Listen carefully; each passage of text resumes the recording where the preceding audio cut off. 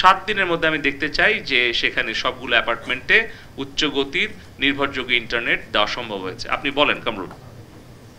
Sir ধন্যবাদ sir আপনাকে। উপস্থিত সুধীবৃন্দ আসসালামু আলাইকুম।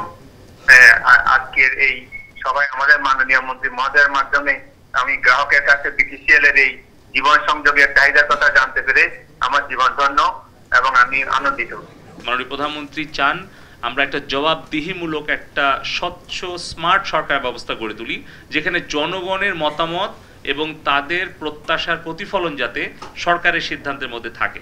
সেই কারণেই কিন্তু আমি আজকে উপস্থিত হয়েছি অবজারভার হিসেবে, কিন্তু যেখানেই দেখব যে আমাদের টেলিযোগাযোগ নিয়ন্ত্রণ কমিশনের এক্টের বাইরেও কিছু সরকারের করা আছে, যেখানে অন্যান্য মন্ত্রণালয় বা অন্যান্য সংস্থার সাথে একটা সমন্বয়ের প্রয়োজন আছে, সেখানে কিন্তু আমি একজন সমন্বয়কারী হিসেবে আমাদের বিটিআরসির সাথে অন্যান্য অর্গানাইজেশনের সমন্বয়টা করার চেষ্টা করব।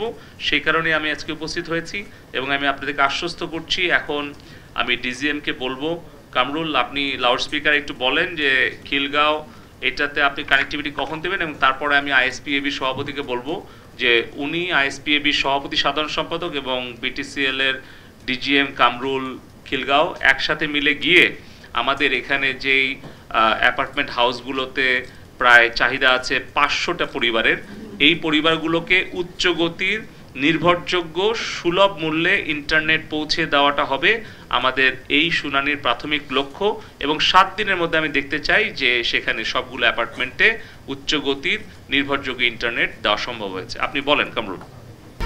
1, 2, 3 ঢাকায় জমি জিতে নিন 100% ক্যাশব্যাক সহ 20 কোটি টাকার পুরস্কার।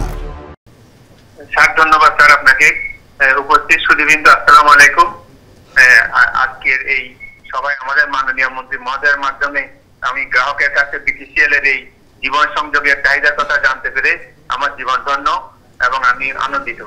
একই সঙ্গে সংশ্লিষ্ট যারা এই রয়েছেন, জনাব মিস্টার আমানুল সাহেব, ওনার কাছে আমার আবেদন থাকবে যে আপনি ইতিমধ্যে কোনো আবেদন করেছেন কি না করলে আমাকে আবেদনের নম্বরটা একটু দেবেন, আর যদি আবেদন না করে থাকেন তাহলে আমার মোবাইল নাম্বার আছে, আমি এখন অফিসে আছি, আপনি যদি কাউকে পাঠান তাহলে আমি এখন 1 ঘন্টার মধ্যে ওই সংশ্লিষ্ট স্থানে যাব, গিয়ে ওখানে কমিউনিকেট করে 1 ঘন্টার মধ্যে আমি রিপোর্ট দিতে পারবো যে ওখানে আমাদের কানেক্টিভিটি করা সম্ভব কিনা এবং করলে কিভাবে জিনিসটা করা যায়, এবং যদি পসিবল হয় তাহলে যদি দেখি যে এখন রেডি নেটওয়ার্ক রয়েছে এবং আমরা দিতে পারবো, তাহলে আমরা কানেকশন দিতে আমাদের 1 দিন থেকে 2 দিনের বেশি লাগবে না।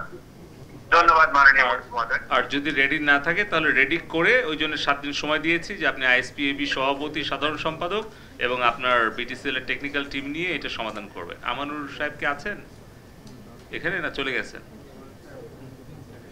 তাহলে একটু বিটিআরসির ওনার নাম্বারটা নিয়ে যোগাযোগ করেন। ধন্যবাদ, কন্টিনিউ করুন।